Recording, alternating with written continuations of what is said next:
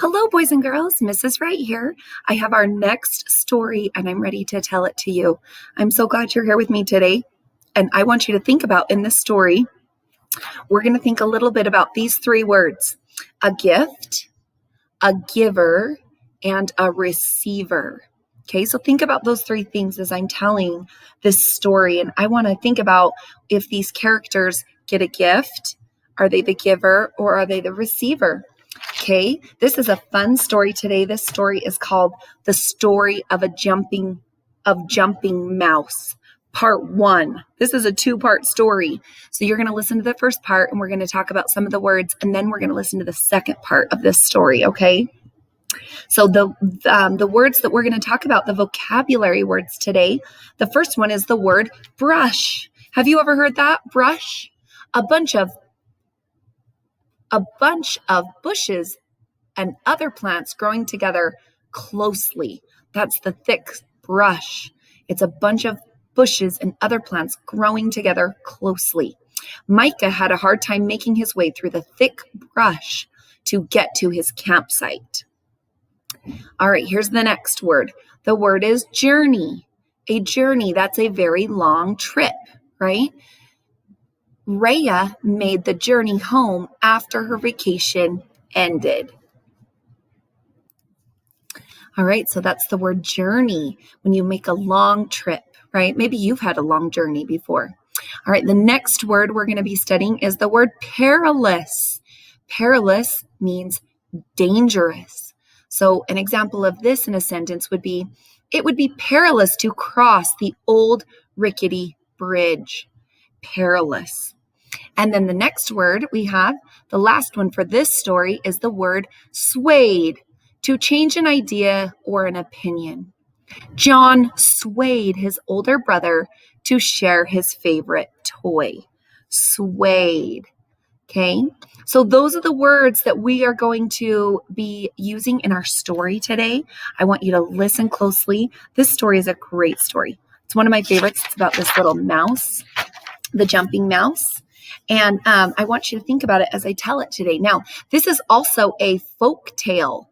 Okay, remember what a folk tale is? It's something that's passed down from generation to generation. So maybe a great grandma, mom told it to their kid's going to tell it to their kid. That is called a folk tale. Okay, and usually folk tales, are they real or make believe? If you said make believe, you're right. Pat yourself on the back. Okay, because folk tales are usually not true. They're fiction. And they're usually not based on true events, but they are passed down from people telling them to each other. All right, so this folk tale was passed down orally, which means by voice, they tell the story. Passed down by Native Americans, the first known people to live in what is now called the United States of America.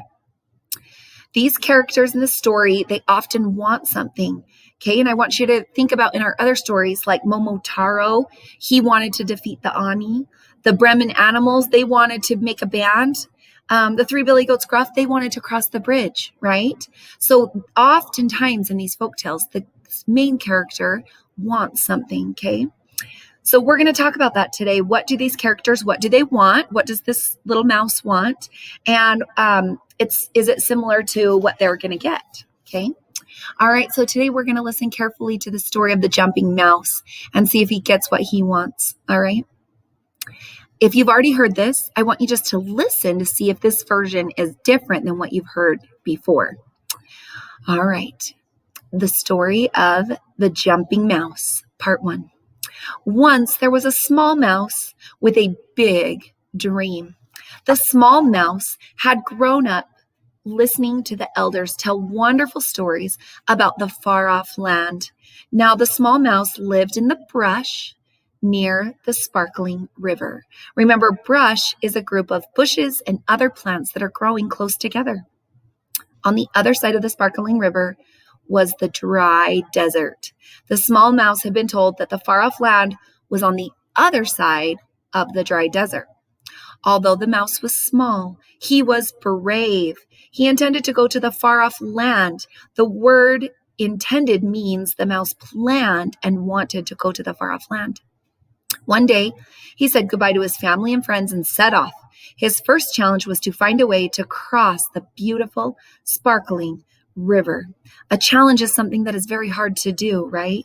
As he stared at the lapping water, a frog appeared beside him.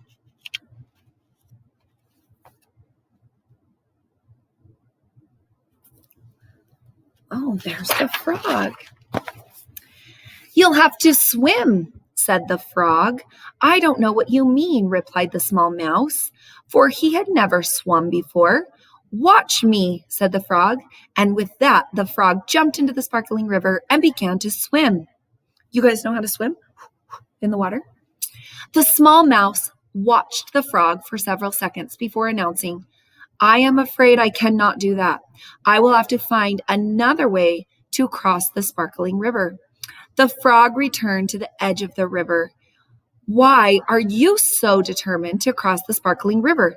Where are you going?" asked the frog. "I am going to the far-off land," replied the small mouse. "If you don't mind my saying, you are a very small mouse to cross such a big river and travel such a long distance to the far-off land." The frog stared at the small mouse for a short time. Seeing that he could not be swayed from following his plan, he decided to help the small mouse. Remember, this means the mouse would not change his plans, no matter what the frog said. "This is your lucky day," exclaimed the frog. "I am a magic frog, and I will help you. I name you Jumping Mouse. You will soon discover that you can jump higher than you have ever jumped before. Follow me, Jumping Mouse, and I will take you across the sparkling river." Now, how will this gift of jumping help Jumping Mouse cross the river? Think about that. Do you think he can get across? With that said, the frog and Jumping Mouse jumped very high and landed on a leaf in the middle of the sparkling river. They floated on the leaf to the other side of the sparkling river. "Goodbye, my friend," said the frog. "Be brave and hopeful, and you will surely reach the far-off land." "Thank you," replied Jumping Mouse. "I will never forget your kindness." Jumping Mouse set off across the dry desert. He jumped across stones and twigs on his strong legs. As the frog had promised, Jumping Mouse jumped higher than ever before. He traveled by day and by night, stopping only to eat berries wherever he found them. Eventually, Jumping Mouse came to a stream. The stream gave life to this part of the dry desert.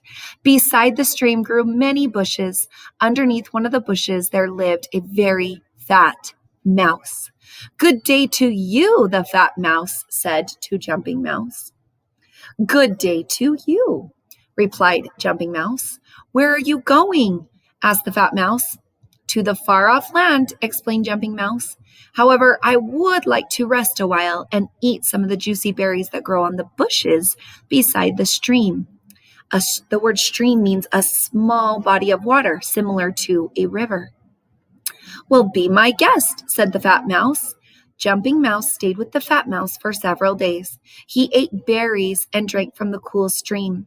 Before long, he felt rested and ready to continue his journey.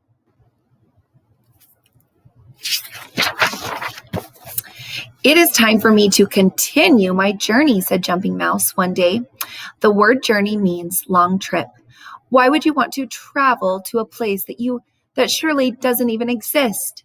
Stay here with me, where you can eat berries. Stay here with me, where you can eat berries and drink from the stream to your heart's content. But if you must go, be very careful, for the journey will be perilous. Indeed, for such a small mouse, warned the fat mouse. Does the fat mouse think it is a good idea for Jumping Mouse to leave? No, the word perilous means dangerous. "I will be careful, and I will find a way to pay forward the kindness you and the frog have shown me." "Thank you for your generosity," replied Jumping Mouse, as his powerful legs carried him away. With hope in his heart, Jumping Mouse continued on his way. All right, let's talk for a minute about the characters. That's the first part of the story.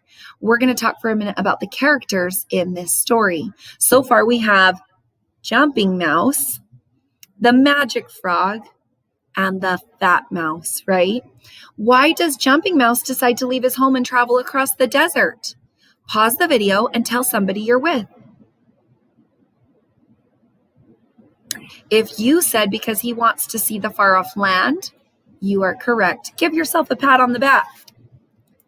How does the gift that the magic frog gives Jumping Mouse help Jumping Mouse get across the river? Pause the video and tell somebody that you're with.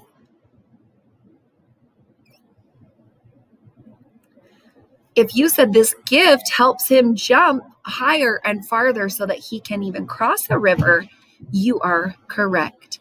What does Jumping Mouse promise the Fat Mouse?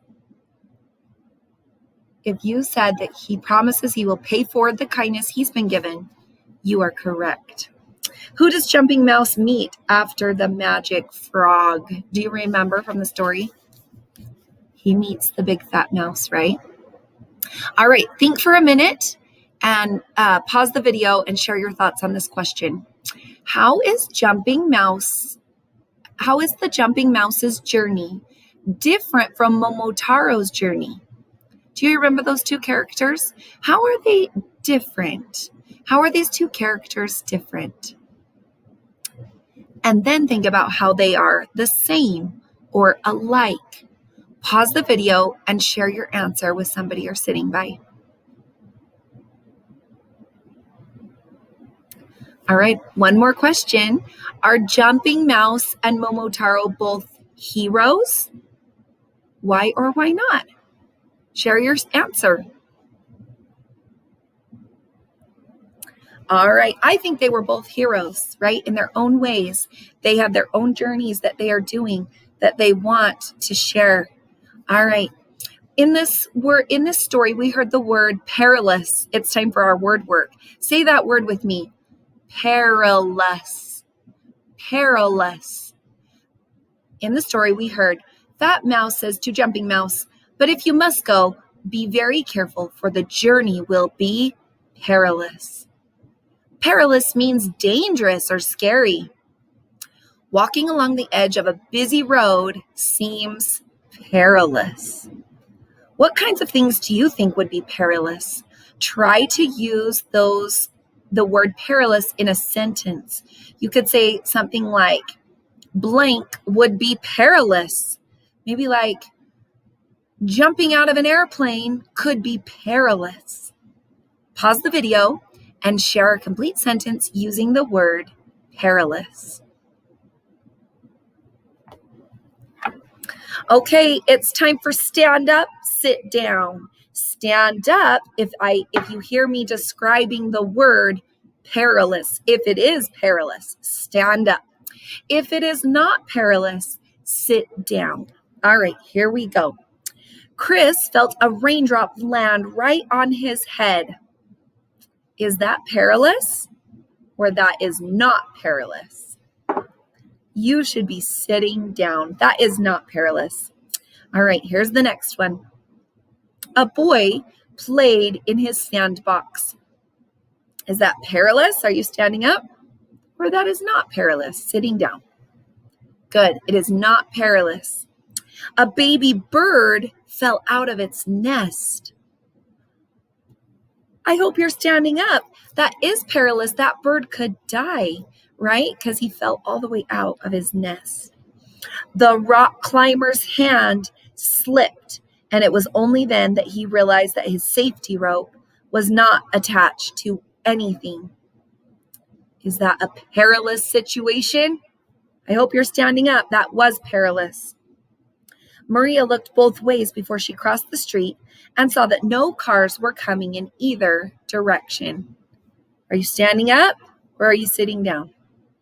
I hope you're sitting down because that is not perilous. If the street is not busy, you're very safe. It's not dangerous or scary, right? Great job, you guys. I will see you here next time for the second half of the Jumping Mouse.